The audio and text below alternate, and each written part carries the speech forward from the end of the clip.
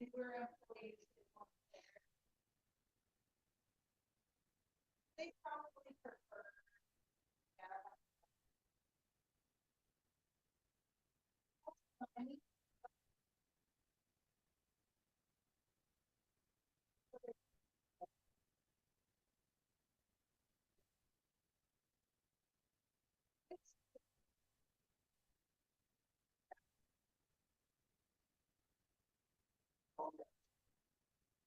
Well, I did some of this myself.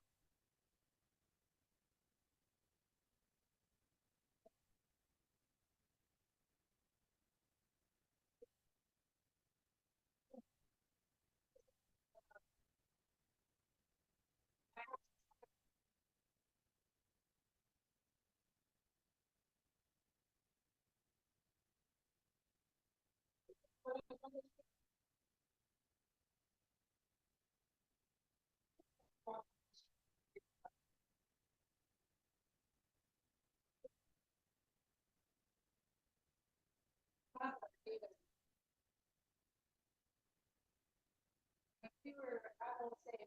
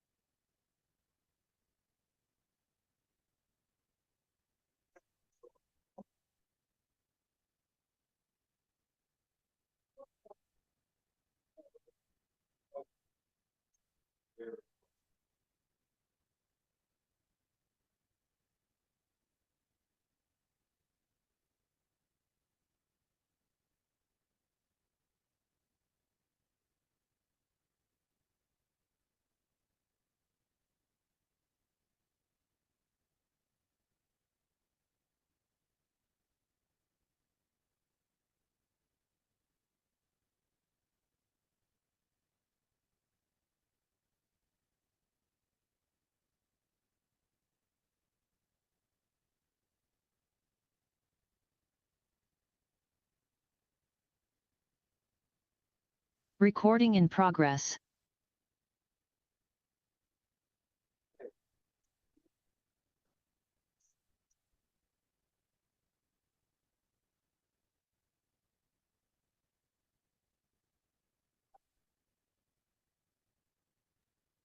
First item on our agenda is the roll call. Commissioner Slade, And here. Commissioner Cole, Present. Commissioner Johnson, Here. Commissioner Hopkins, Here. and Commissioner Hakenin is absent. Thank you. Next item on our agenda is approval of minutes. We have one set of minutes from March 20th, 2024, last month. Any questions, clarification, comments on the minutes from last month? Page 7 of 8 of the minutes. Towards the top of the page, there's the motion, and then it says it passed 3-0. Should be 3-2. Okay.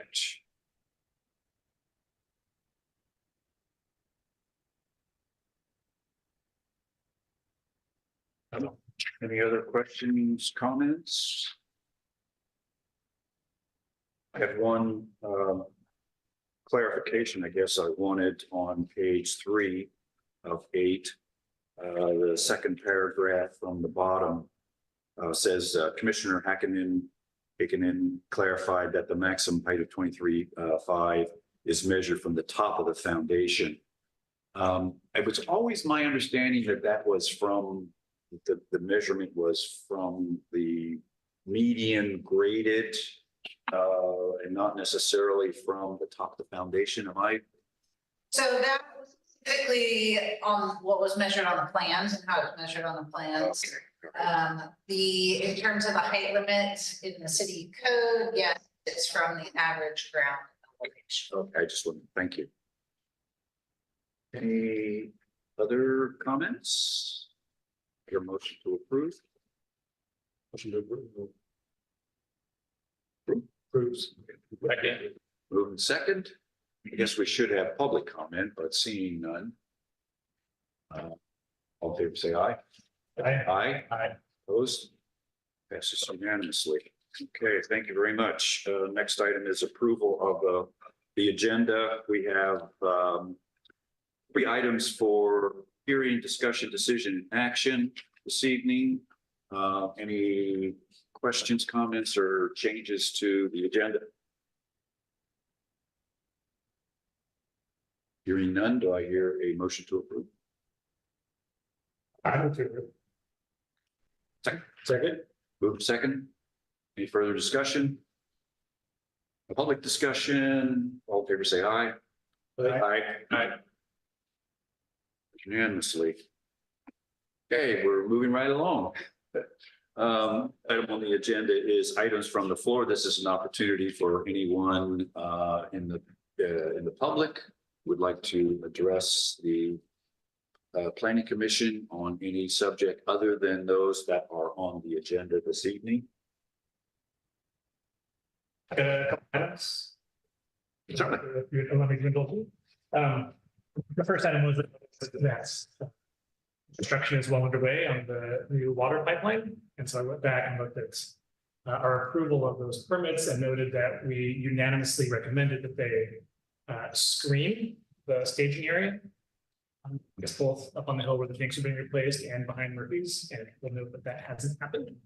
So I wanted to express some disappointments that those recommendations unanimously approved by the Planning Commission when followed. And item 2 is that slowly but surely I'm working my way through Trinidad Municipal Code and noticed that the mayor is an ex officio member of the Planning Commission, which I assume is, largely symbolic. But also I think that it would also be largely symbolic if the mayor would attend meetings, especially where we're discussing trail closures, just to accessibility and more seamless understanding of what's happening at Planning Commission meetings. Commission. I think we can compel her to attend, but I would encourage staff and the chair of this committee to encourage the mayor to attend those types of meetings. I can provide, Eli sent an email late this afternoon about the screening and, I think he just read it, but they have meetings with the contractor, Mercer Fraser, and they will have some screening, I believe. Thank you, Chris. Any other public comment? I guess I want to go back. I don't know if I'm allowed to, but Sure. it's just an aside. Yeah. All the questions that are on are showing that they passed 3-0, but there are 5. Realize that. Good catch. motion. Well, let's see. That actually, the first one is correct because, well, no, it is correct because Hackett and Hopkins abstained. So, so that should read 3 and 2 abstentions. For the first one, approval of minutes. Am I correct in that? Right, okay, Oh, yeah, and then, this approval of 3-5-0, right? and, that's correct, that should read 5. I guess the other two, or the other ones is correct, being 3-0. Not 4-0. What's three, And I think we still say pass unanimously with the next. abstentions, because it wasn't, wasn't a vote. But we should note that there were 2 abstentions or 2 recusals for the 2 total projects. Yeah, that is a use, great, thank you.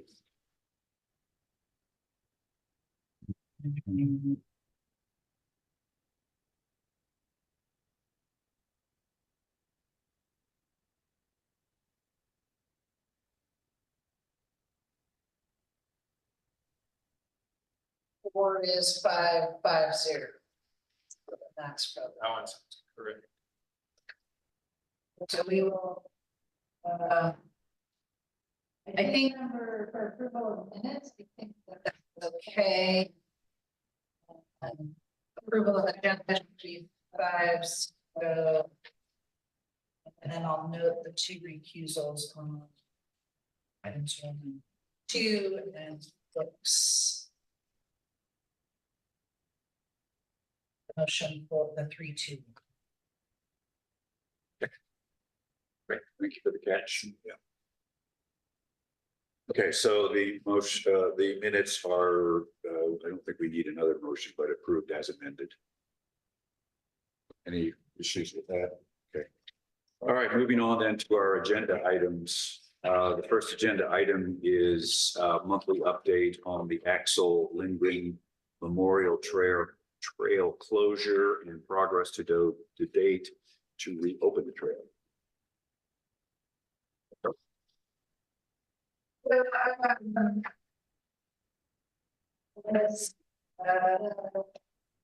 The city staff met with the trail team on April 3rd, and where and that included a couple of members, employees of the Action Agency, and the Ancestral Society requested that they be there, and to provide an estimate to work for constructing the realignment. And the Ancestral Society presented a plan for sort of a short-term temporary opening of the trail within this realignment. So it's not exactly a new alignment, which is why I'm saying realignment, because it follows the traditional pathway of what was the traditional trail there. But the work at this point, the work would be the minimum necessary just to get the trail open.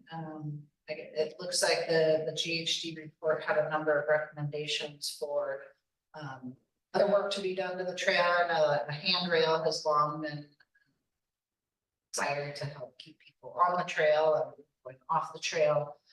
There's probably, you know, a bridge over a wet area that will be needed eventually. Right now, we're talking about kind of planks over there that people can get across, and then there also may need to be something to help people get down to the beach more easily, but I think it still scramble down in the new location.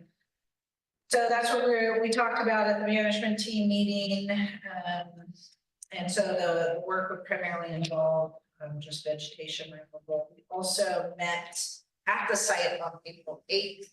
But at that point, the trail was too overgrown to walk down it. So it couldn't go down. Plus the vegetation is very thick down there. We've gotten into what an anyway. So we did talk about, likely the work that we all sort of, so. Eli had Public Works clear the trail so you can get down there now. RCAA did visit it from the bottom. And then they are working on scheduling another visit with the Ancestral Society, city staff and RCAA, and they'll probably cut into the vegetation a little bit so that they can get a look at the conditions. So that is in progress, and I think it's promising progress. Okay, thank you. Questions, comments from the commissioners? Well, I'm pleased to see that there's at least a temporary solution works, or visibly in the works at this point. It looks pretty straightforward. Is there an estimate for when that project might actually come for the commission?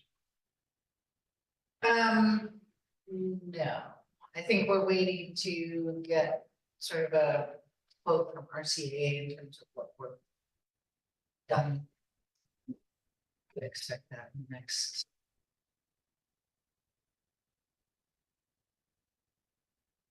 And last night I heard that the city might be helping out a little bit for our CEA. Yeah, I mean, the cost is certainly another consideration. So, I don't think that the Coastal Conservancy would have funding for this temporary reopening, but Eli was going to look at, the city council had been putting money aside in a trails fund for trail maintenance that hadn't been being used over the last few years. So he was going to look at that and talk to them.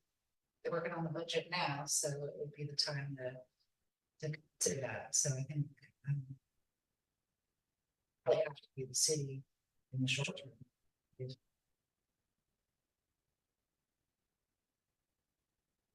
Any other questions, comments?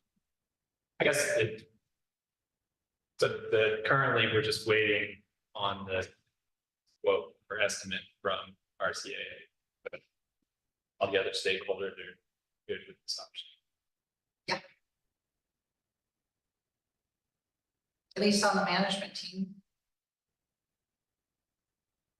Well, yeah, if you could clarify that. I mean, are we really waiting for an estimate from RCAA, or is this good to go? That's what my impression was earlier, that RCAA had been tasked to do the job. So I assume that there was some sort of understanding in place. No, there's no contract in place. It's just the Ancestral Society has requested them to, make time in their schedule and provide an estimate and the scope for the work. And I think we need the scope in order to process the permit, and we need the estimate for the city to figure out the budget. Okay, thank you. Any other questions, clarifications, comments? All right, I'll ask for public comment on this agenda item. And seeing none, then thank you for the update. Anxious to hear more in the near future.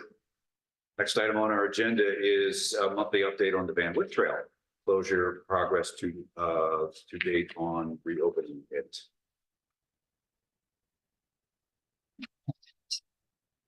Split trail. Okay, so so the progress on this one, I will say when we met on April 8th at the site at the Axel Lindgren Memorial Trail, we also walked down to the Van Wyck Trail with Sarah Lindgren and another representative from the Rock Tribe to kind of look at the condition of the trail and where an upslope trail might go. So we didn't really talk details, but we did go look at the site, and then staff presented at the city council meeting, a summary of all the various options that staff have discussed over the past 6 months or 7 months since the September coastal commission hearing, and kind of presented some pros and cons of each of the options, and made some recommendations, and then asked city council for further direction. And some of the direction, I think we need to provide, the city council is a different city council than was there in 2017 when we did the previous repair. So I think we're gonna provide a little bit of a summary of the history and the options that we looked at back then, because some of those kind of came up. And I think the council was particularly interested in the upslope trail option. There was no interest in making improvements on Edward Street. But I think staff's recommendation is that would be a good thing to do anyway. And one of the property owners was there and spoke a little bit, and I think one of the things that came out of that is there's a little bit different idea of what those upslope property owners may be envisioning, and what the Ancestral Society might be envisioning. So, but I think we're going to maybe look at a couple of, maybe I was going to ask GHD to come up with a couple of design options, and then start that discussion with the TAS and the property owners about what that might look like, and figure out if that's a non-starter or something that is a realistic option. So that's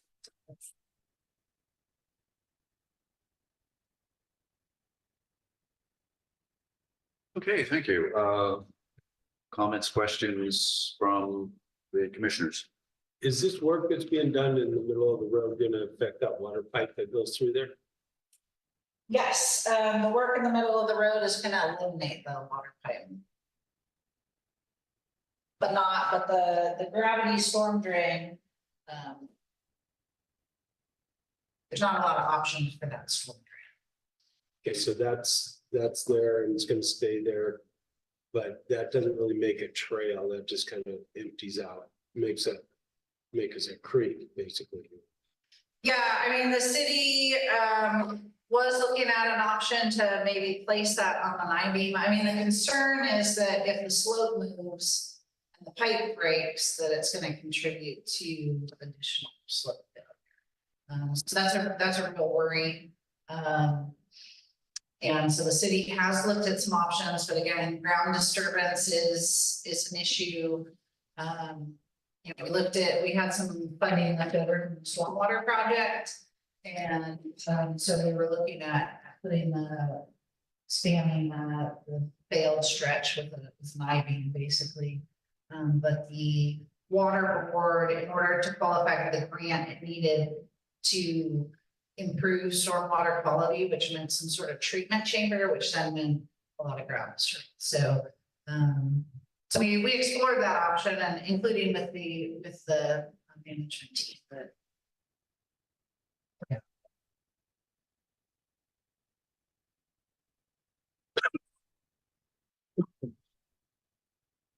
And I mean, we have looked at other options for it.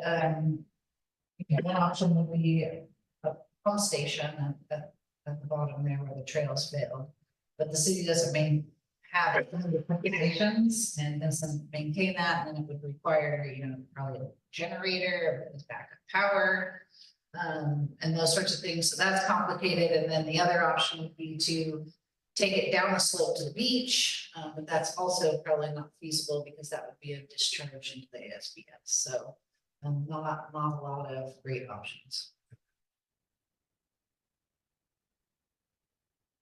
Would there be any way to, like a permaculture type situation where you say rocks where it's going into some kind of a gable or a gap, whatever, where the rocks are in it, and that would help with a trail?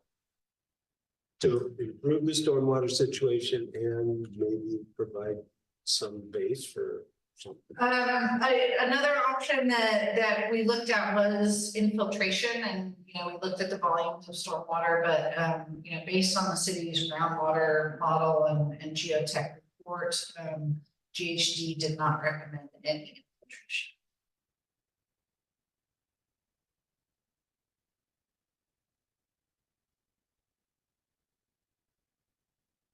So they're saying just let the pipe run as opposed to putting something to kind of slow the water down. We could, well, I mean, you could potentially slow the water down, and maybe treat it or something on its way through, but they would not recommend infiltrating. Yeah. That pipe's going all the way down to the harbor. Yes, yeah, so it currently connects into the storm drain system at Lindo and then down to the park. Oh, I thought it was just opening right there and going straight out. There is.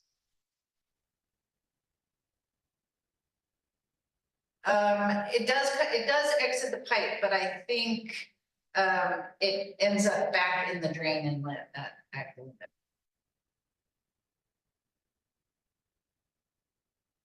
Just, you mean it comes out of the pipe into another drain? Yeah, there's sort of a, you know, more like a ditch kind of that goes across people's driveways there that conveys that storm water. You know what they do on Scenic Drive when it slides? They just build more up. You just keep adding to it. Some areas, they don't even do that though. Maybe we could use local rock. Then we're making it more stable. I don't know. Yeah, yeah, I mean, I don't know how much they looked at something like that, when we did the repair. I know putting weight on it, you know, might be an issue. It's not a simple fix. But technically, it's at the city council for them to work on. Yes, I think, We're just getting a report. We're not really doing anything. So if people listen to this and who to talk to, it's the city council. that's right, and And you this will did, be, I heard you made good points. it will be agendized on their future meetings until there is a resolution. I think didn't they just decide to put it on the consent agenda for that? Maybe that was the other trail. Yes, I think Axel Lindgren can be on consent, and it has been in just sort of in Eli's staff reports, where I think this was made clear that it has to be agendized, so. And I'll work with Gabe on that every month. It's kind of a misunderstanding. Well, even if it winds up on the consent agenda, member of the public can request to have it removed and placed on the agenda, so. Hint, hint.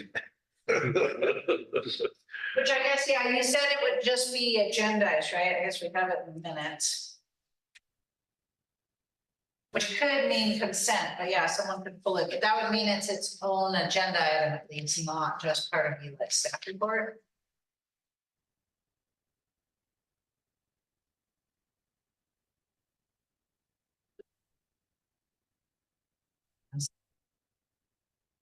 Yeah, I think it probably could be consent. It would just have to be, but it would have to be its own.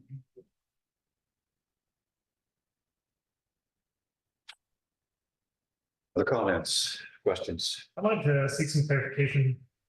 Just now you mentioned there was absolutely no interest in the Edward Street alternative in your staff report. You said there was not much apparent interest. I just wanted to say that I don't know if that's fully accurate, right? Like we received a bunch of comments from the public that said Edward Street was not an acceptable alternative. Several of us on this committee said that Edward Street was not an acceptable alternative. And I was curious whether there was any, I mean, So clearly there's no interest in it, but it seems like there was quite a bit of opposition to Edward Street. I don't know if that was true of the way things went to council or just on our end. I guess. I mean, obviously there's opposition to Edwards being the alternative, though at some point I'm not sure there's gonna be a choice. But I think most people are worried that if there are improvements on Edwards, then Van Wyck will fall to the wayside. And, I think for staff, right now the trail is closed. There's no safe way for the public to get from town to the harbor, and it's important that that access be provided for locals and visitors. And so that's staff's strong recommendation, is that the city pursue improvements on Edwards that don't preclude anything happening with Van Wyck. So to me, it's so, maybe I interpreted it not as opposition because I just think it's a no-brainer, but so maybe that was my own with. I can go back and look at the minutes, but did council members voice their opposition to Edward Street, or did they just not voice support for it? I think it was not voice support. I don't know, I guess, having been at the meeting, I got the impression that there was more interest in Edwards than just nothing at all. I think there's interest in an eventual sidewalk or something like that, but there didn't seem to be any discussion about any short-term, let's do something this summer. Oh, well, okay, so the overall plan for Edwards, I guess that's what I refer to. Yeah, no, I would say there was some interest in, like I said, eventually having a sidewalk on Edwards, but nothing. I mean, just because I'm not necessarily nitpicking your word choice, I was just curious, I wasn't at that meeting, whether there was in fact opposition or just a lack of support. It's like there's at the very least some amount of support. Yeah, I think I support that, but I think like Trevor said, there's a lot of people that don't want that to be seen as the alternative. I think probably most people would support some kind of improvements on Edward Street in general. But in this context of talking about the Van Wyck Trail, I think people are hesitant to want to talk about that because it can easily be misconstrued as an alternative. Yeah. But like if that was like a separate agenda item that wasn't in this context, it would probably be well supported. I would support it, yeah, for sure. Yes, I think that's a good explanation. I think there could be some potential visual impacts or even, rumble strips have noise impacts. So I think there would be discussion about it, but yeah, I don't think it's necessarily opposition. It's just that, they want to look at it.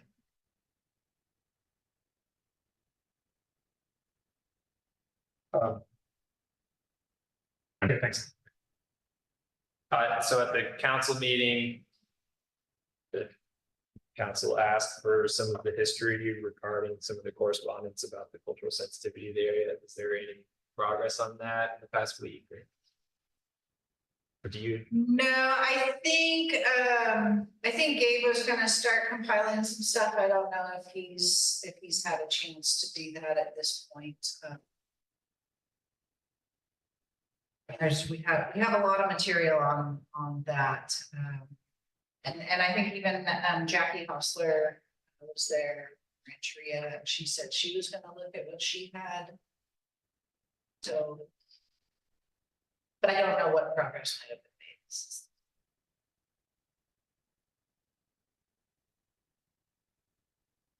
Any other questions, comments? I guess just one additional comment regarding, I think like you noted in here, City Council talked a lot more about potential solutions to the closure issue with the trail being closed and the condition of it, whereas at our last meeting, we talked about sort of whether or not. Yes. And I'm thinking about solutions to the issue, you know, as was suggested for whatever 5 years ago.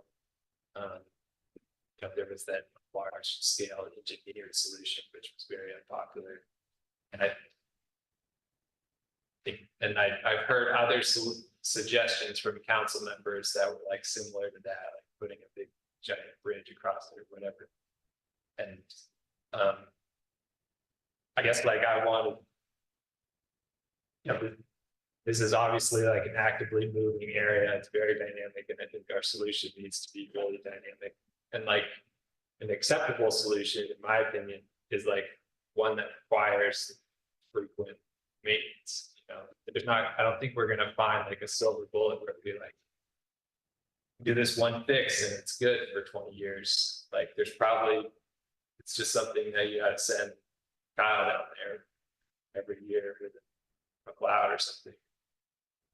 Or something like that. And like maybe that could be written into whatever gets proposed. If something does get proposed, is that it will be expecting ongoing maintenance because it's dynamic, and we also have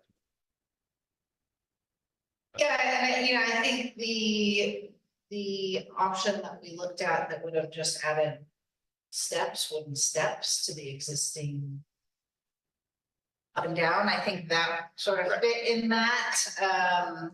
But it was, you know, the ancestral site in Yurok tribe wouldn't support it. Now, the city council does have the option of moving forward with that. Yeah, right. And like with an option like that, like there is an expectation that the city has to maintain it. If the steps fail, we have to fix the steps and not just let them keep failing. Yeah, because then that would become a liability issue again, because Right. we have city improvements, yeah. Right. And I think same with the, you know, if there is an slope option, you know, I think we probably kind of have to have some sort of monitoring plan that kind of looks at triggers for, you know, either you do maintenance or close the trail.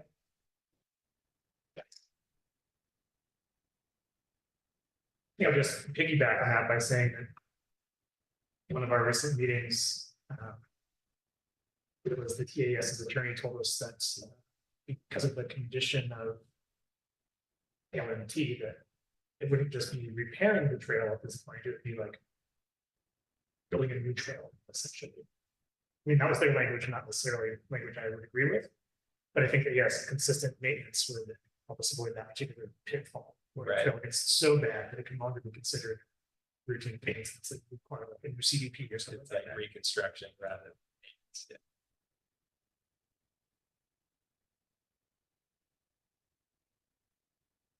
Any other comments? Hearing none, I'll open it up to the public. So again, I don't see anyone from the public here.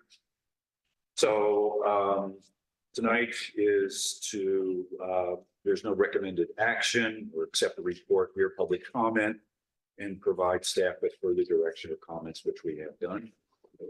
And so thank you very much. Okay, moving on to the next item on our agenda, item 3, ADU ordinance discussion recommendation regarding bedroom definitions and OWTS requirements.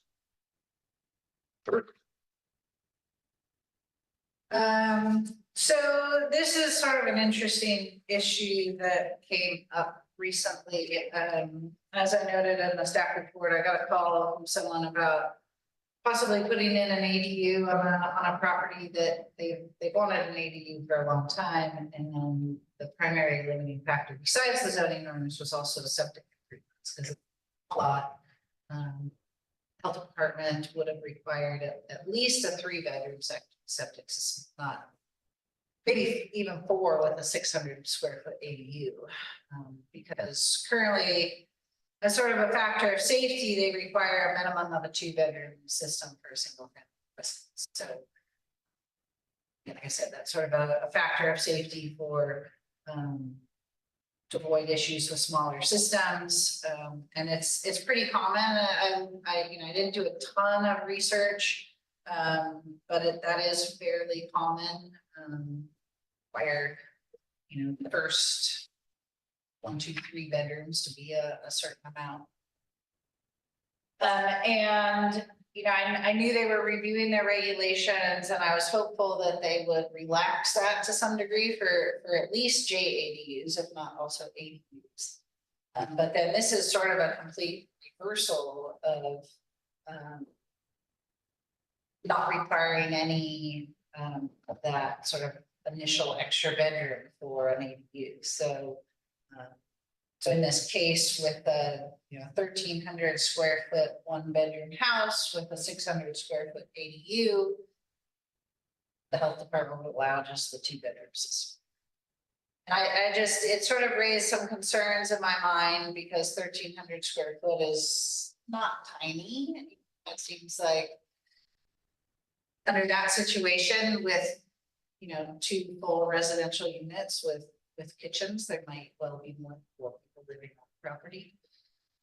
So I just kind of looked at, whether the city should, I just sort of thought whether the city should maybe, we could have something stricter if warranted. And I think that we don't have all the information at this point. I've been trying to connect with, Adam at the health department and talk to him more about, one of my questions is, what did they base that decision on? Do they have studies or data that show that that's adequate? Because if not, I sort of think we need something that says that that's okay for Trinidad.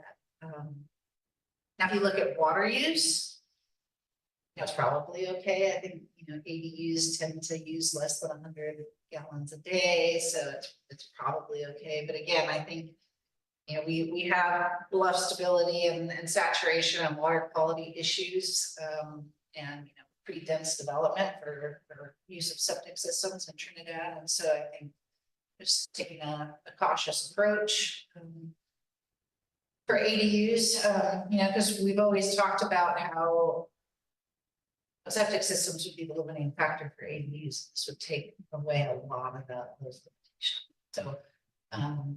So I just wanted to introduce this topic to the planning commission, see if you have any concerns. I mean, certainly we could, just go with what the health department requires and do nothing.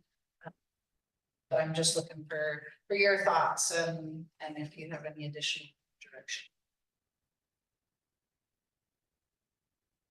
Thanks. Question, comments? So has these new regulations from DEH gone into effect or not yet? My understanding is yes, because it's really an interpretation of the regulations. Just not in that. So in the previous interpretation,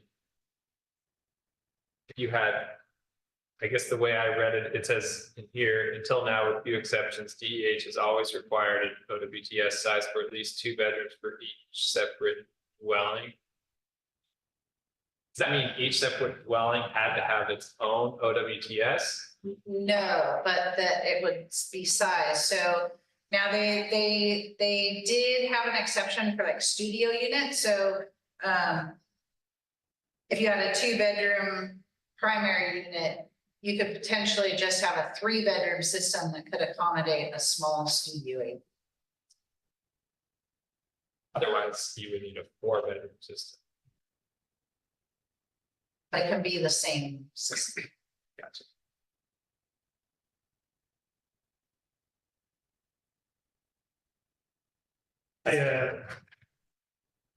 I pulled up the old OWTS ordinance and didn't see any mention of the county in there. So I'm just curious how and why the county has jurisdiction over this. It should say in there that the environmental health is the city's health officer. So, somewhere in the beginning. So the of health ordinance. officer is not city personnel? It's- No, right now, so the ordinance is written so that the city could have its own health officer, but right now, the city contracts with environmental health.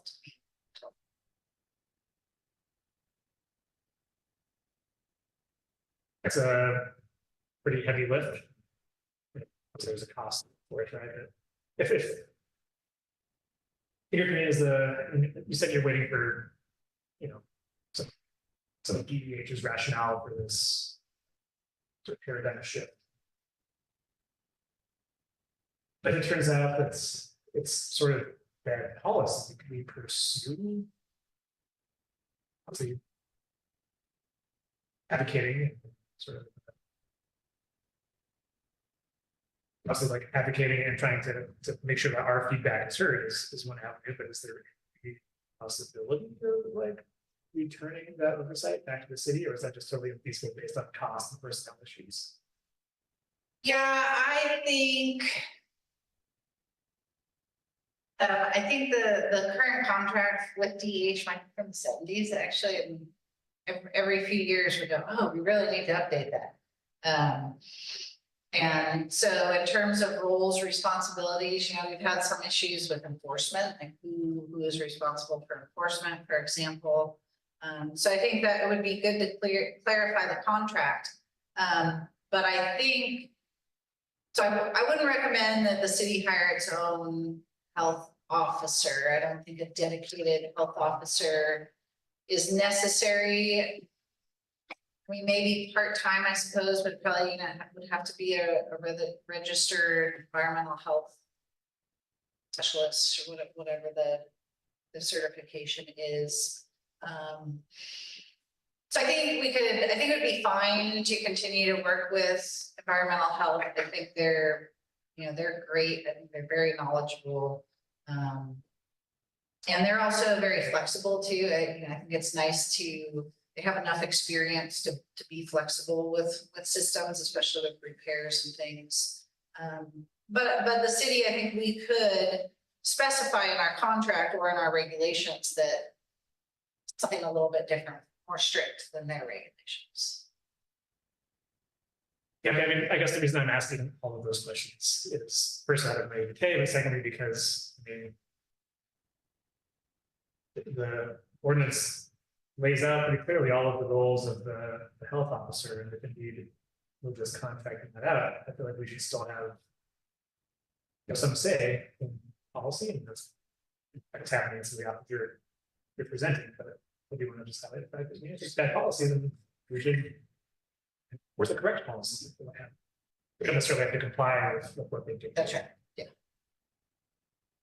I watched a dog 2 days ago down on State Beach, drink water from one thing and go to this other brown looking water that was coming out of the hill and wouldn't drink that water. And I kind of went, that's interesting.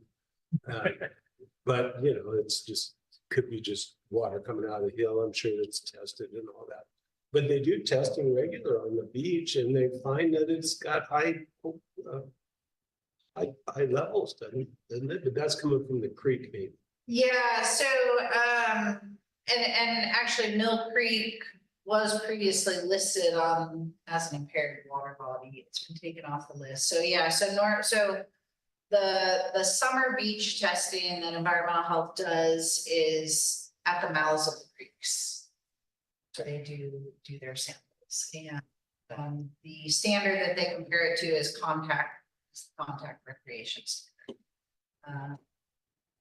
We have done more substantial testing over the years in the creeks and tributaries and up the creeks, and in a number of the seeps and in some groundwater. Coliform is difficult though. It's everywhere in the environment. So, I mean, unless you're really getting it directly from a pristine spring, it's gonna have coliform in it. The springs do tend, and groundwater are much more. What we've measured in the past. I don't think there's been any sampling done for years. I don't think there's been any sampling. But it was definitely surface water was where the real issue was.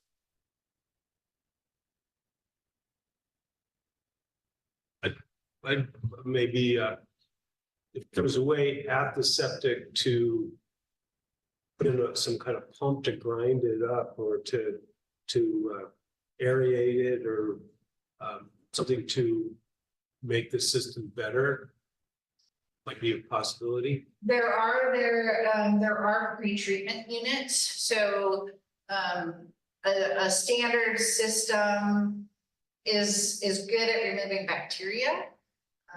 They're not necessarily real good at removing nitrates and phosphates. And so usually that's what a pretreatment would be for, is to reduce the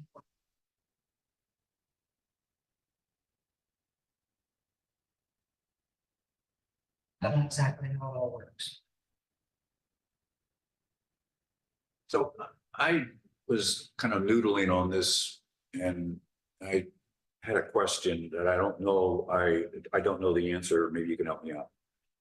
So in Trinidad, we have minimum lot size. I know that. And we arbitrarily divide the properties up into these little blocks.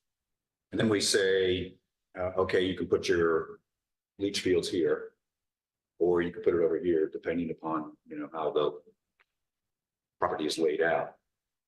And then when I started thinking about it, I know for the fact that there are several places that one leach field is absolutely right next to the next leach field, even though there might be a property line in between.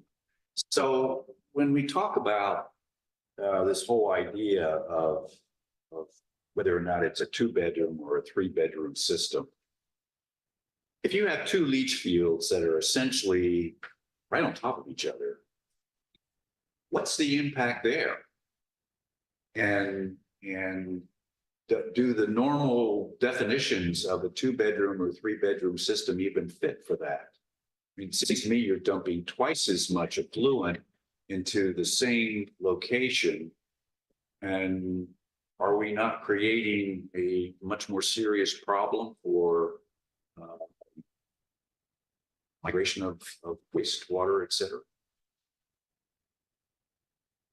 Yeah, I think that, I would say that if you imagine that the lot line wasn't there and you had two houses and they shared a leach field, it'd be the same thing, as long as the leach field was sized for how much water, because they do have to be, leach lines have to be separated from each other by 10 feet. So I would imagine that the two fields are at least 10 feet. So it'd almost be like just having more leach lines for a larger system. Okay. And I would say, I think, certainly the LACO report that was prepared for the Tri management plan, it brought up septic systems as a major contributing factor for slope saturation and stability. I think that some of that's a little bit anecdotal. Because we also are wintertime, at least in the wintertime, for slope stability, because we're also diverting a lot of rainfall that hits the ground. And I'm not sure we've really looked at how that balances out, but I think Trinidad's soils are very good, and I think if a system is built to current standards and it's sized appropriately, it's probably fine. I think the LACO report did talk about closely spaced leach fields, but I think it was mostly concerned with undersized leach fields where it's more of a point source. Instead of spreading that effluent out over a larger area, you're dumping it into too small. That's the primary. So, okay, that makes me feel a little bit better. And, kind of moving on to looking at the possible actions that you asked us to look at. I'll just throw out my thoughts, and certainly everybody else can too. I don't reach a consensus, but nevertheless, I certainly don't like the idea of do nothing. I think that that's ridiculous. And the requirement that we currently have that a primary dwelling have at least a 2-bedroom OWTS certainly makes sense. I kind of like the idea that number 4, to have a minimum OWTS sizing requirements based on the square footage of the development. And the reason I'm kind of thinking about that is because even though someone may purchase a piece of property and say, oh, it's a 2-bedroom, they go in and they say, oh, here's an opportunity where I can tear out a wall, take out the closet, take out the bookshelves, and I have another bedroom. And I know that happens. I think I've done it myself, but I think that, yeah, there should be some sort of criteria where there is some effort to size it based on the total square footage of the property. And then to me, it also, and we haven't talked about it yet, but when we get into the definition of the bedrooms, I think it has to be kind of a combination of square footage and how you define a bedroom. Because we all know that people try to skirt the laws sometimes, and it's very easy to convert a room to a bedroom. And of course, then that probably could mean more residents. So I've just been thinking that I was thinking of some sort of combination of the 3 middle ones that you had put down there as option.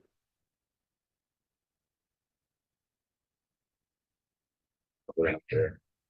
Another question, I guess, would be, was at first I was thinking, what do other cities in the county do? Then I realized I don't think there's a city in the county that uses OWTS, maybe Rio Dell, but I'm not sure. There are parts of cities. I'm in the city limits of Arcata and I'm on a septic system. Oh, okay. And Arcata used to contract with DEH up until maybe 10 years ago. Now they do it themselves, but they have very few systems. But there's probably, I bet Eureka has some on the other parts of town. Okay. So I can look at what others do locally. I looked more at what other larger stuff do.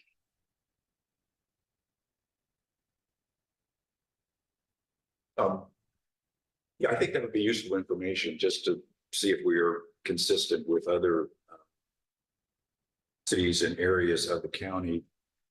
And just to clarify what I think Chris was talking about, if we decided on rules or regulations that were more stringent than what the county enforces, would, under the contract that we have with DEH, would they enforce our requirements, or would they revert back to their requirements? That would be a good discussion to have with them, and I think it would be another, reason to renew that contract, revise that contract. My understanding is that they would enforce the city's rules as long as it's, even if it was less stringent, I'm not sure, but my understanding is they would enforce the. Well, they could, I mean, certainly if it was. So I've got the OWPS ordinance, if it's been printed out, and Officer Code enforces Trinidad's sewage disposal regulations. It doesn't seem like we can create regulations that there should. Ordinance. Yeah. That would be Yeah, I very, think right now we just default to the county's regulations but I think that's for siting and design.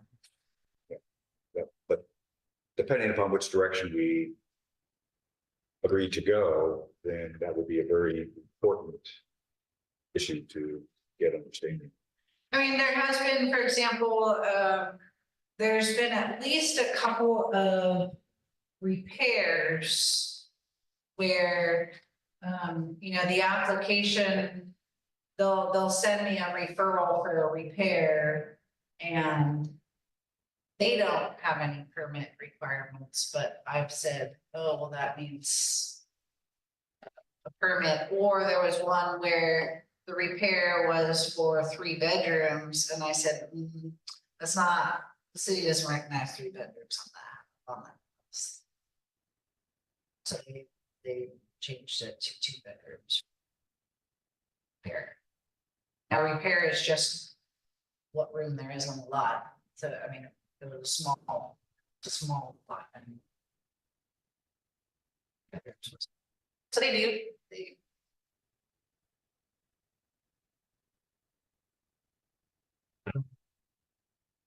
Yes, you use the phrase higher strength wastewater. Is that volume or solid concentration? It's the organic matter. So from your kitchen waste is higher, or the system has to work more to. So just to be clear, it's really the fact that ADUs can now have kitchens in them that is sort of most problematic. Part of it, that's part of it. So that's part of why that extra factor of safety. I don't necessarily think that, a 1-bedroom residence with a 1-bedroom ADU should have a 4-bedroom septic system. But it's also, the potential for more people as well. I would just say that, if kitchens sort of really are the most demanding aspect of wastewater treatment, then we should probably address kitchens rather than sort of making interpretations about how people do or don't use their, residences. Maybe we should focus on getting this whole kitchen regulation back in the policy. I think we did go through and define kitchens and wet bars. I think that was sort of the intent with a JADU can't have a full kitchen. And so, people aren't going to be cooking Christmas dinners in a JADU. And so it's basically sort of limited to that. And when someone, has, and that's how we've sort of kept things from becoming real ADUs is by limiting, the kitchen appliances they can. So we do that currently. My point was that, if kitchens are producing this higher strength wastewater, it's probably better to address kitchens rather than, making assumptions about bedrooms sort of being kitchen equivalents, right? Like if the issue is really truly the fact that ADUs will have kitchens in them producing higher strength wastewater, it's probably more relevant to discuss kitchens than, how many gallons per day a bedroom uses, when in fact the bedroom is probably using a fraction of the total water that the ADU is using. I think it's both, because I think it's also the potential number of people that are living on the property and how much water they're using. But yeah, I think if, you could say, well, okay, so you can have a 1-bedroom ADU with just a 1-bedroom septic system if it doesn't have a full kitchen. I think that's one thing you could do. So for this example that I got a call about, I think, yeah, they might have a sink in there and a hot plate and a microwave and something else. So, we can say, well, you can't put in a kitchen, but you can on your existing system. So that might be an option. But I also think that, depending on the configuration of the rooms and the size of the house, is it really just going to be 2 people living in a 30 square foot house? Maybe, but also I think it's likely that it could be more, or not unlikely that it could be.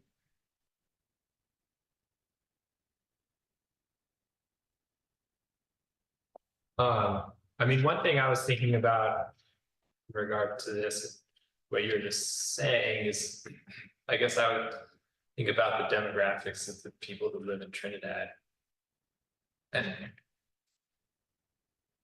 while not all the septic systems in town are are adequately sized for the number of bedrooms in all the houses. And nor are all the septic systems in town functioning perfectly. I don't think that there are very many houses in town that are like at max capacity for number of residents. Like, I don't think there's probably some, I don't think there's a lot of like big families with whatever, 4 kids or like multi-generational families all living in one house. And so my guess is that if the residence has a properly sized septic for the number of stated bedrooms in the town of city of Trinidad, it's probably not being used to its fullest capacity in most cases. There's definitely going to be so obviously, you know, someone can sell their house and a big family can move in behind them that sees all these offices as potential bedrooms. But I mean, it just doesn't seem like there's that many people like that in the city. So I guess I wasn't like, I think it's easy to get concerned about, oh, someone's just going to convert this into a bedroom and put 3 kids in there.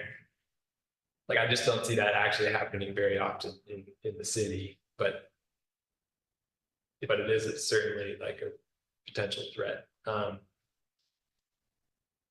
I guess like in the example that you gave of these people that have this large house that's 1 bedroom with a dining room that may or may not be a bedroom. I mean, it's probably not a bedroom. I feel like, I mean, there's so many people in this town. It's just like an older couple who live in a 3-bedroom house, you know. Or in this case, I don't know who these people are, but probably just 2 people who live in a big 1-bedroom house. But I guess that I'm not super concerned about like us overtaxing our wastewater systems if they're properly functioning, I guess. And I think that's the real key, is that there's a lot of systems that are just not properly functioning.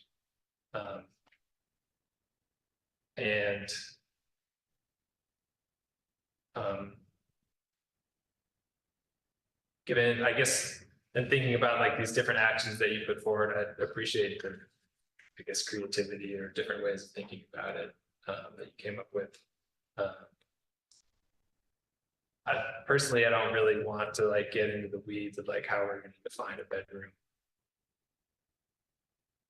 Because like Richard said, it's pretty easy to change something, pull out some bookcases, bookshelves, and it's not an office anymore. But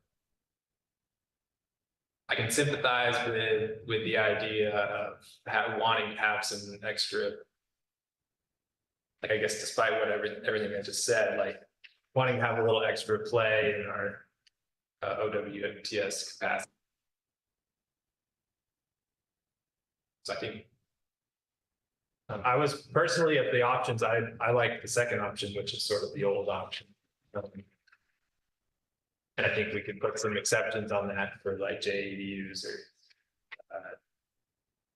ADUs with minimal kitchens or something like that.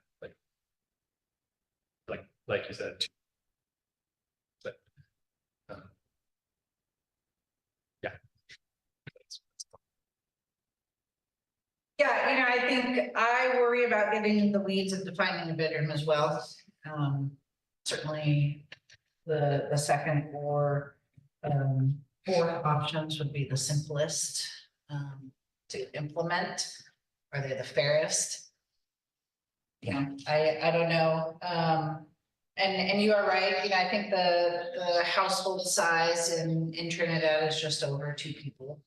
So, I think when you start talking about 3 and 4 bedroom systems, I'm not that concerned, because you're right. You're not going to fill up a 4-bedroom house with 8 people. That's not likely. But when it's more of a 1 or 2 bedroom size, or 2 1-bedrooms, then I worry a little more, which is, the idea of the factor of safety. The household size has gone up over the last few years. that trend will continue. I don't know. But people do like to live in Trinidad, and if they can afford to do it by having more people in the house.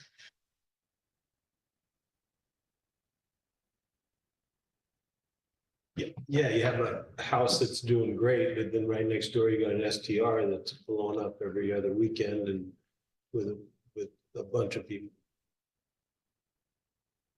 I think erring on the side of caution is good.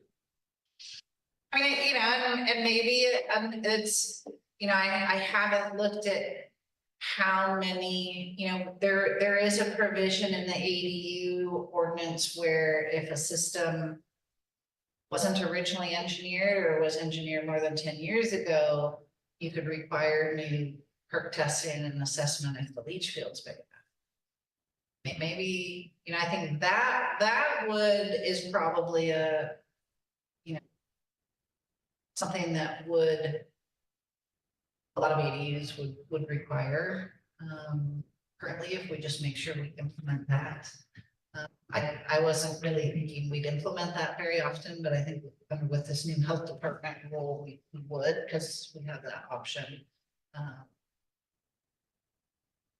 Maybe that's enough. I don't know. And that's sort of why I was saying, I feel like I sort of lack data on things.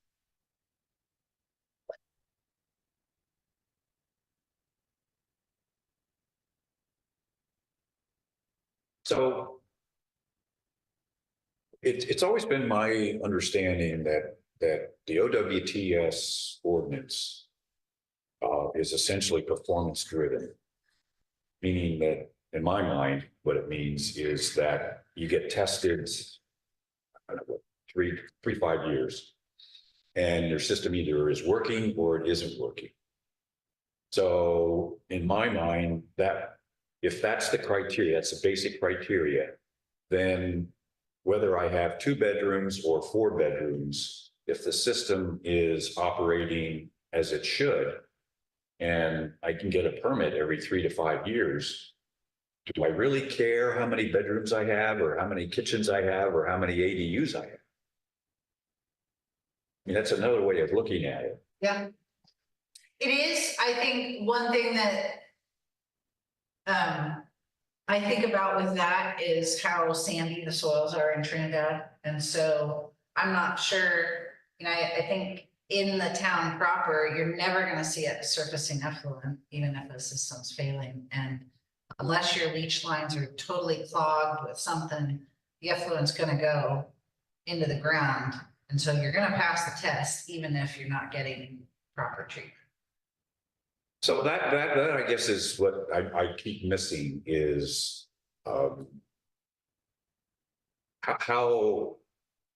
do you know whether a system is actually working when you do you know, when you go for a permit then?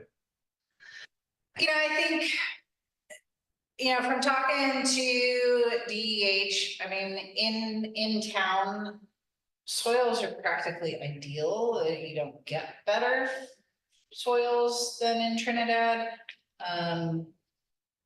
Because you also have a large separation ground.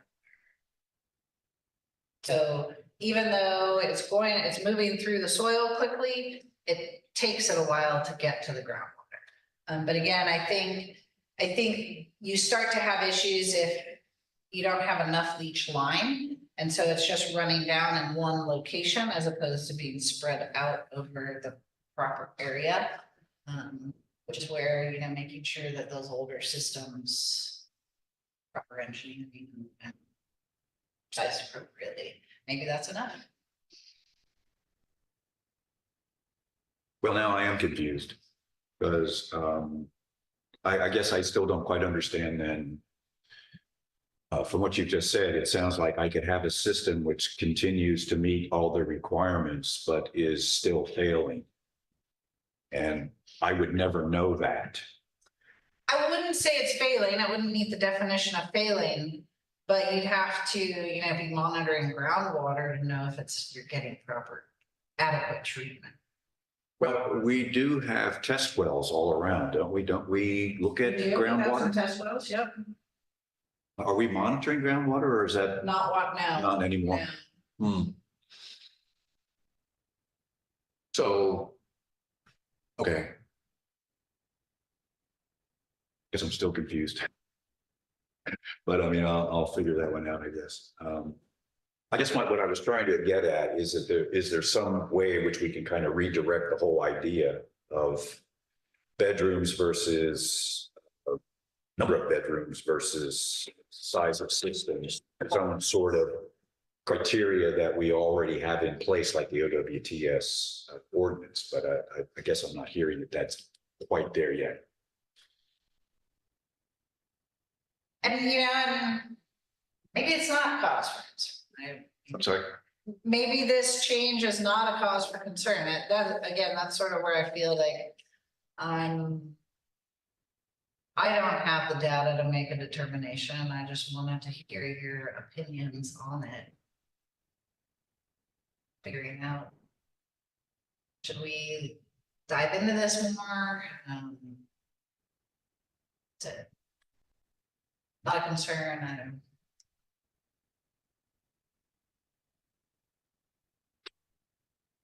Yeah.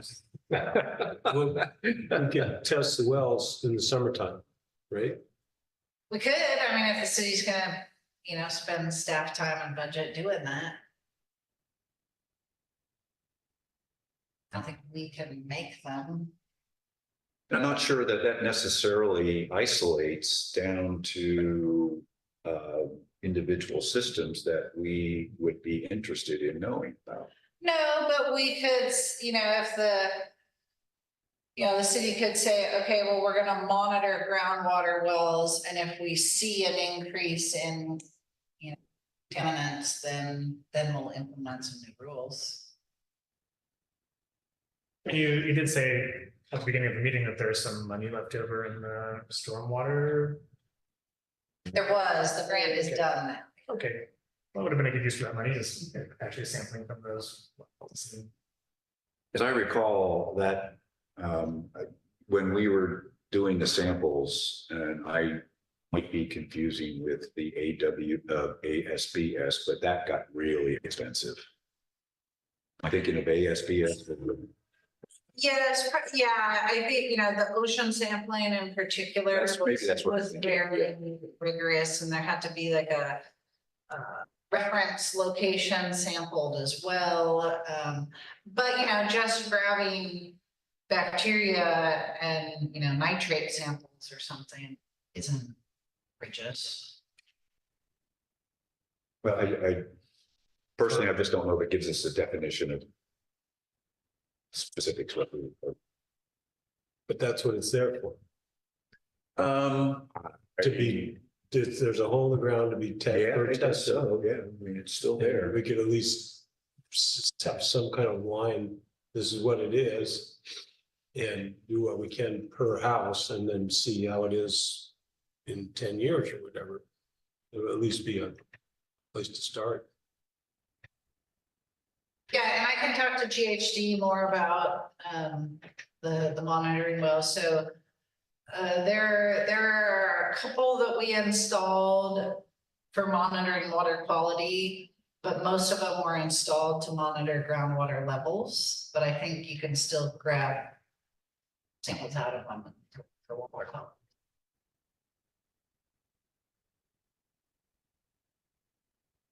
I should know the answers to these questions, but you're asked, say, to replace your 2-bedroom sized system with a 3-bedroom sized system. I realize there's a lot of dynamics that probably vary property to property, but if you on your single parcel are asked to install a larger system, that includes a larger tank and larger leach fields. Yeah.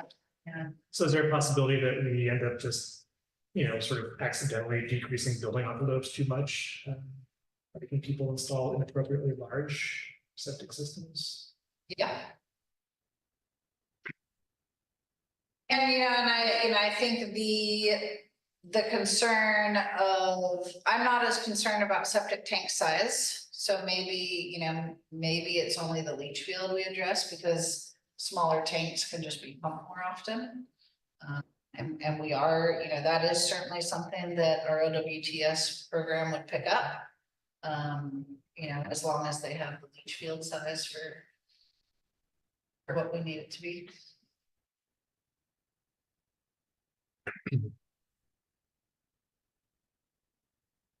Well, just. I have to make sort of different points. If you're I piggybacking. have a different point as well. Oh, okay, well, I will keep talking. I guess I'm just gonna say this, you know, thinking about Tristan's comment about demographics, I think it's also worth considering just unique view sheds, you know, offered by houses in Trinidad, right? And I think that not everybody sort of nefariously designates regions of their home as offices or dens or whatever. I think that, you know, there's plenty of circumstances where they really do have a 1,600 square foot one bedroom house and a whole lot of spaces from which to enjoy, you know, use. And I agree that I don't really want to get too sort of detail oriented with defining a bedroom and what's notably a bedroom versus what isn't. And I also don't want to give people some benefit of the doubt, right? That yeah, there's a lot of views offered in Trinidad. Not everybody is turning something that could be a bedroom into one. Inherent risk of making those types of Yeah, no, I absolutely agree. That I would not recommend, defining every room that could be a bedroom as a bedroom, like, and a lot of communities do that. But I would not recommend that because I don't think that's the case. I guess that would be why I would oppose, you know, the option that you also sort of oppose, which is basing OWTS as requirements on square footage, because there are in fact plenty of homes with square footage that really don't actually house sleeping quarters or kitchens or what have you. I just think they have a higher potential, so it's more of a factor of safety thing. Oh, that was gonna be my question, was about safety factor actually. So there is some sort of inherent safety factor in each existing system. Is that true? Right, like if you install a one bedroom system, it's probably over designed by some percentage. Yeah, I mean, I did notice when I was looking at regulations, some communities allow smaller tanks. And lower flows for the number of bedrooms in Humboldt County, but some require bigger. So I don't, And the state has OWTS policy, and so each jurisdiction has to meet those minimum standards, but clearly there's a lot of variation within those. But I guess to your point, Humboldt County requires 150 gallons per day per bedroom. Which I don't know if most people use that, but I would doubt it. Yes. Most people do not. Yeah. Some use more. But yeah, right. So under the new interpretation of the rules, DEH rules, okay, so say you have what we know currently is a 2-bedroom house. And say we even have plans on file. They built this into a 2-bedroom house. Can those people revert one of those bedrooms and say, oh, that's not a bedroom anymore, and then build a 1-bedroom ADU? Yes. So that's what we're. Okay. But I think to maybe carry it a little bit further is if they don't remove the bedroom and build a 1-bedroom ADU, so now they have 3 bedrooms, the system has to be resized. Right. Is that correct? Yes, Okay. yes. But eventually a separate kitchen. Well, yeah, I mean, that's a question, whether or not we want to use kitchens or bedrooms as the criteria for, permitting.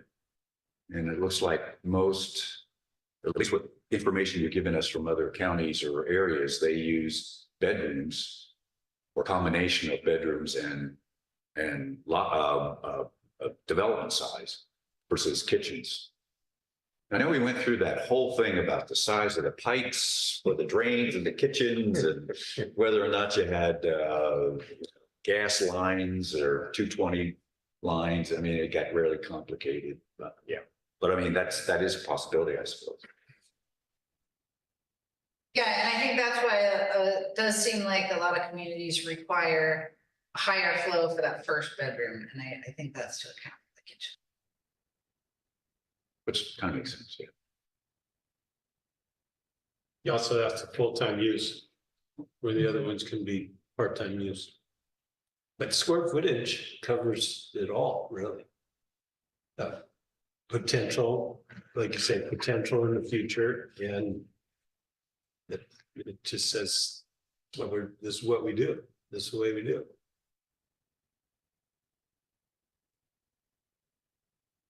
Yeah, I mean, it's not a perfect system, but I mean, yeah, I think it's a valid, I mean, it has validity. I guess given what, all the things we've discussed, I'm in favor of the second option, given that it's quite simple to implement. And I think, so I think we can like talk through a number of scenarios where that option will still keep us pretty well covered. Like say someone has a 3-bedroom house currently with a 3-bedroom OWTS. They want to undesignate one of their bedrooms, and now it's a 2-bedroom house and they want to build a 1-bedroom ADU. There's still 2-bedroom OWTS for the main residence plus another extra bedroom for the ADU. The main residence probably isn't going to be maxing out those 2 bedrooms. So the system can probably still, in all likelihood, still function just fine. I guess what I'm more hesitant of is the scenario I just asked about, where it's a 2-bedroom house. They undesignate a bedroom and build an ADU, and then it's 2-bedroom or 1-bedroom house and a 1-bedroom ADU just on a 2-bedroom. That's my primary concern too, is I the think 2 1-bedroom units on a 2-bedroom system is really the primary thing that concerns me. Yeah. And I would be comfortable with number 2. And it's simple. Can you say that last thing again? Sorry. What concerns me most is 2 1-bedroom units on a 2-bedroom septic system. Because it really doesn't provide much factor of safety. You know, if you look at just average household size, you're gonna get more than 4 people in there, just based on that. And so that's really the scenario that concerns me as well. So next scenario, 2-bedroom house, 1-bedroom ADU with a 2-bedroom system. Do they have to upgrade? Yes, they would need a 3-bedroom system. And that would be under current, you know, under this new interpretation of DEH, that would be true as well. You have to have it sized for 100 bedrooms. Okay, so what was a little confusing to me is when we say require the primary dwelling still to have at least a 2-bedroom OWTS. That's the minimum, but if I'm building a 3-bedroom house, I have to have a 3-bedroom system. Yes, yes. And so that's why it's the minimum. Right, okay. So if I have a 3-bedroom house and I build a 1-bedroom ADU, I have to upgrade the system. You'd need a 4-bedroom system. Or the alternative is you undesignate one of your bedrooms in the 3-bedroom house. And then your 3-bedroom house becomes a 2. Well, that's problematic to me. I think that I think is walking down a very slippery slope. I think that, I mean, that's my personal opinion. Sure. Yeah, no, I guess, well, that's what we're up against. Yeah. and that will happen. You know, I don't. There aren't as many 2-bedroom systems in town as there are 3-bedroom systems. And there are, and most of our detached living spaces that we've approved have been 3 bedrooms. And so they could easily convert that detached living space into an ADU and have the 2-bedroom primary unit and 1-bedroom ADU and 3-bedroom septic system, you know, and that, if the system is sized appropriately and there's a reserve area, I think that's probably okay. I mean, it seems to me that's like a Santa Cruz County policy seems pretty decent then, right? Because it's 250 gallons per day for the first bedroom of each unit. I'm just reading from the summary on page 3. So you can run through the thing itself. That sort of addresses it, right? Because your system's going to be somewhat over designed. Because that ADU, even if it's one bedroom, suddenly requires 250 gallon per day system rather than just getting counted as 75 gallon per day system. So it seems to me like Santa Cruz County's probably got it right, like stick for the first bedroom of each unit. Yeah, and so that's basically what the county was previously doing. But at an even higher rate because it was 300 gallons a day for 2 bedrooms. And, and I think 150 gallons, certainly after the first 2 bedrooms, 150 gallons a day per bedroom is probably oversizing it. Because people don't usually use 75 gallons a day, and you don't usually have 2 people in a bedroom beyond, Yeah, but that's why we don't have cholera outbreaks and learn one, what to do with septic. Yeah. I mean, So what can we do for you to see? well, I'd like to do some more research into this topic. I'd like to talk to environmental health. I'd like to see what they're basing this on. I'd like to talk to GHD, and maybe some other experts, geologists, or environmental health specialists, and get opinions would be one place to start. And then if there are particularly, it doesn't sound like there's a strong consensus in terms of a particular option you want to pursue. If there were, I could go find more examples and give you a range of options there, but.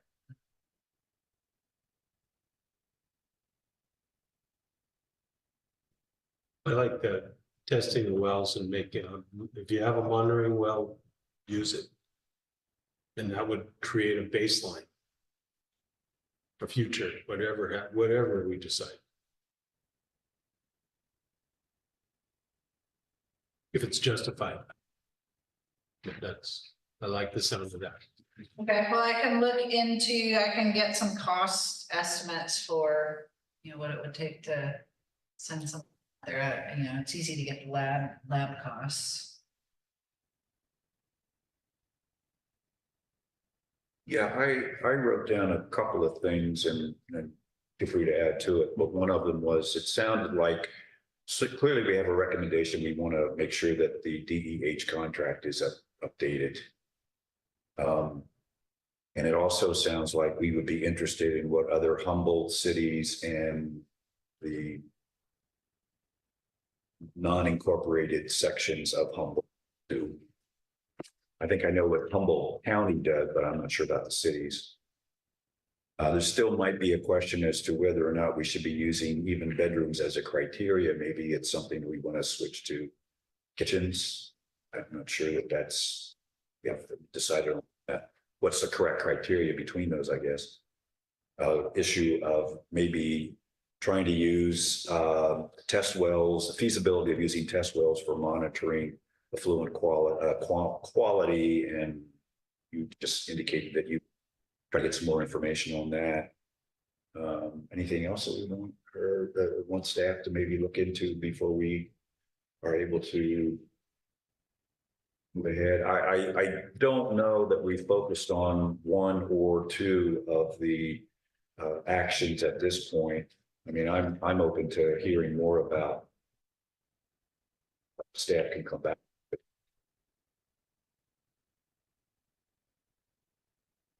Your comments or recommendations? I don't have any, I guess I don't have anything else to ask for. I have a comment, but maybe we can get Trevor's laundry list first. Well, that's what I just wrote down. So if there's anything else on the recommendation list. I also added that I'm gonna get in touch with DEH and see what kind of data or justification they might have for making this decision. And then I'd also like to get GHD's input as well. I think, I mean, in my opinion, probably getting GHG's inputs may be more valuable than figuring out what other cities and localities are doing, because we've got such a unique situation here with, you know, the sandy soils and good drainage and all of that. We do really have a truly unique situation, and it's nice to know probably what other localities are doing, jurisdictions are doing, but like knowing that our situation is truly unique. And I think that policy ought to reflect that uniqueness rather than relying too much on what's going on elsewhere in the county. Actually, really, probably who I should really talk to is Giovanni, who's an engineering geologist who designs a lot of the systems in Trinidad. Does slope stability stuff. I should sit down with you.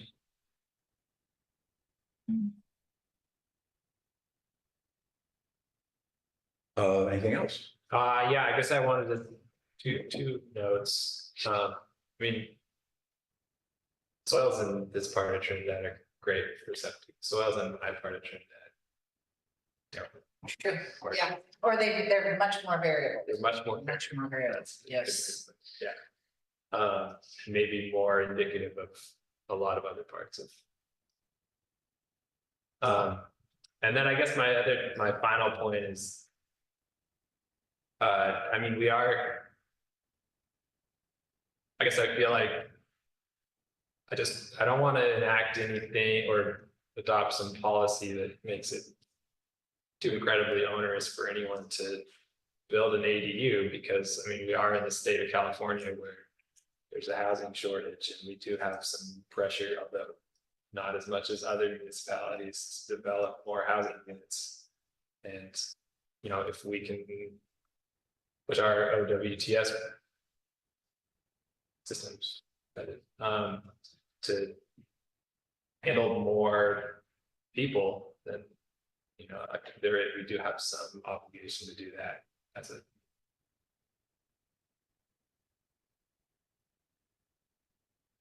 And beyond that, it doesn't. Yes, it may make building ADUs more onerous, but it might also downright make it impossible. If you decrease the building envelope to such a small area, you can't actually build an ADU because your leach field is too much.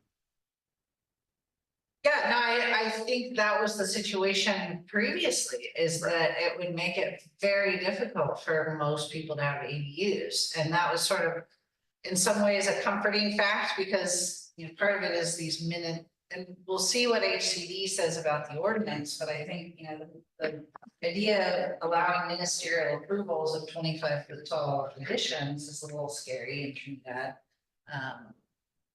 So I think that made it, you know, a little bit easier to say, yes, let's allow it use, but you take that limitation away and it's. You might think about the ordinance a little bit differently. But I do agree that you know, like I said, I was hoping that DH would relax it to some degree. Like bullet number 2 is sort of what I was hoping they would do with their regulations. But they went beyond that, and that's where I went. Is that really right, Richard? Just back to item number 1 from Richard's list, I would say that maybe you don't wait for them to relax their restrictions. Maybe as our health officer, you demand that they relax their restrictions. True, I guess we could have taken that if, yeah, we're looking at it. Now, it's easier to be more strict than someone as opposed to less strict. You know, I think we really have to show justification why that would be allowed when the health department wasn't allowing it. So that's one sense, but true, we could have gone the other way, and I didn't really think about that.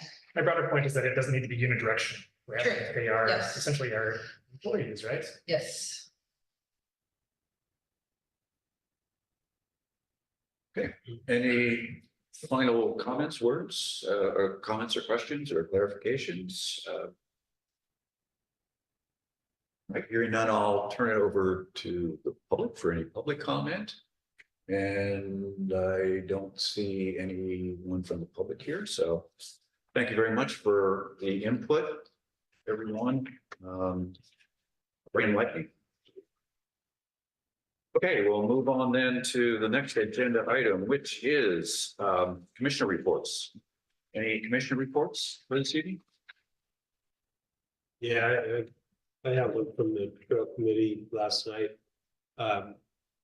Which then took me kind of down a rabbit hole today with the Sure management plan. And just looking at it, and I would highly recommend that on the planning commission for Trinidad, that we all read it. It's very important piece of work, and it just, the amount of work that has been gone into it. I've seen your name on it. I saw a lot of names of people that have gone now, but a huge amount of work has gone into that plan. And then the history around here is just really amazing. And we really have we have to be respectful of everything around here. I mean, there are some horrendous things have happened, and read the plan. And we're the planning commission. We should read the plan, and so that we can treat everybody with respect. So that's, okay, so I'm sorry, I got off on a soapbox there. Trail committee. Things are happening. We looked at signposts by pounding a metal sign in and covering with wood. We're working on a prototype for everybody agreed on it. They were excited. I don't know about excited, but everybody agreed. And everybody was there from all the different groups. It's an exciting time. It sounded like things are happening a little bit, and people are wanting to work together. So anyway, that's kind of it in a nutshell. We're going to have another one in September, but we're going to be another meeting, but we're going to be trying to kind of still be working on prototypes, and you'll be seeing it, trying to get it all looking uniform. Something to be proud of, or at least be happy seeing. And please, if you have input, always take a picture anywhere you're at. Take a picture and see how we can make it better. Great. Okay. Any other commissioner reports? Okay. Very much. Next item is staff report. So in between other things that always keep coming up, I'm trying to work on the REAP grant task, which is the annexation study and application forms and FAQs for the website. So because that grant runs out in May. So I'm trying to focus on that, but I keep getting applications coming in. So next month, we've got our first 2 STR exceptions. So these are STRs that are adjacent to other STRs. Probably not a big deal because they're on scenic drive, so large properties. But those will be on next month's agenda, along with coastal development permit for a new broadband cable. The Digital 299 project is coming into Trinidad. And coastal development permit for a detached living space conversion from a shed to an office. I have another application that's in, but I'm not. Yeah, pretty busy. And I have to get the AV ordinance done. Speaking of workload, I did get a couple of inquiries as to the current status of the general plan update. And I admit that I probably don't know the most recent update myself.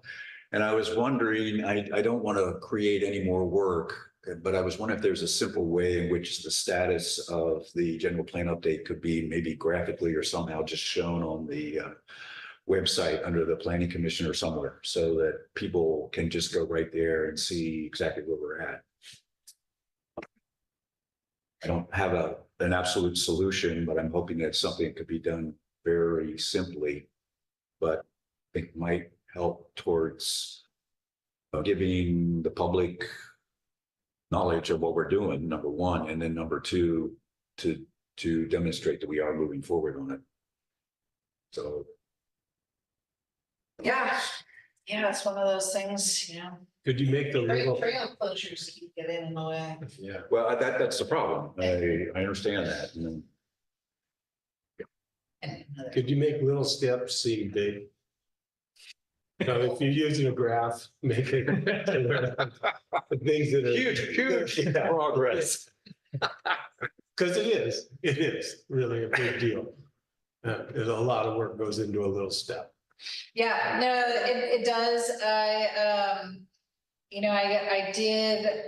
I think I probably mentioned at a previous staff report, I did get comments back from the Yurok tribe on the cultural resources element, and we've gotten a lot of comments on the coastal resilience action plan. So I think I have what I need to do a new draft of that. That's high up. And there's the safety element, which is still kind of waiting for the coastal resilience work.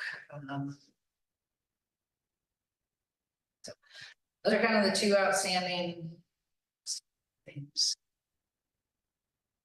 I was looking at an old set of minutes at some point and was surprised to see that there was a city planner and an assistant city planner. I think you were the assistant city planner on the set of minutes that I saw. That's a pretty old set of minutes. Yeah, fair enough, but I guess I mentioned it because you're pretty busy and there might, here I am hiring people tonight, but it might be nice since there's the budgetary process going on to look at getting an assistant city manager, sorry, assistant city planner. Yes, no, that's absolutely it. And there is budget for it. And we do have now a couple of, we have a associate planner, which is the middle one, and whatever the entry level planner is called at SHM. So I do have some help, it's getting them up to speed. We've had a lot of problems with, I have had help before and left. COVID, bigger and better things. So yeah, that's been an issue, and then hiring people has been an issue, but yeah, because a lot of people are actually trying to hire planners. I think that's my point would just be that like you're clearly at your saturation point. Yeah. So when there's top-down pressure to like make more progress on the general plan, well, put your money where your mouth is and hire And more the staff. council they have added extra budget in past years, and it's just a lack of the actual people to do it, and really like to just get some stuff done so that it's not this pile and so that we can actually work on things we work on. Did a grant writer, did that get taken care of in Trinidad? Yeah, so Becky has as training her replacement. Yeah, so Angela, if you remember Angela, she's gonna take Becky's place. So, and I mean, the city does have a lot more staff, so I'm, Anton's been helping me with sending out notices, which when I first started, the city did that. And, we've taken over a lot of those administrative tasks, doing packets and things like that. So the city has a little bit more staff to maybe start doing some of that work. Jennifer's helping me with some grant things. So we're plugging away, but it's. Well, that is a good point. And this is, I think, next month, they start their budget discussions. So would be a bad idea to put our word in for the city council to say, hey, make sure that contract, has the proper funding for what we need to do. 'Cause we And, got a lot of- a lot of what I have to do would be under the LCP grant, so it's grant funded. Good, yeah. Well, I would guess that maybe a lot of the funding is already there, because if you're just getting pulled up to work on these people's projects, that's not. Well, and then there's the Right. applications, some years we get 3 or 4 applications in a year and, There's a lot. It's a lot, right? Which doesn't draw down our budgeting per se. Yeah. to try to- Yeah, because the It just takes pay- a time. Yeah, it just takes a minute. Thanks a lot, Kristen.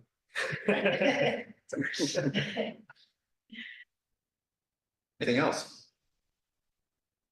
Oh, and then we do have two applications on Mill Creek Lane for out of city. HDU is gonna run the model, water system model with those, so that's also a new process that we're learning, and then the city's working on water rate study as well, which I.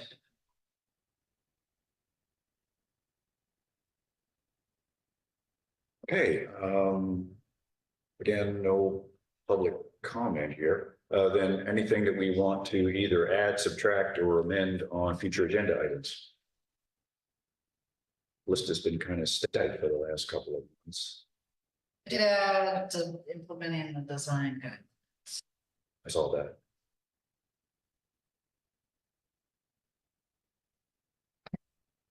Okay. Any last comments, questions? We ended up opting against workshops to discuss trail closures and stuff. Right? There's no workshops that we're obligated to have in the future.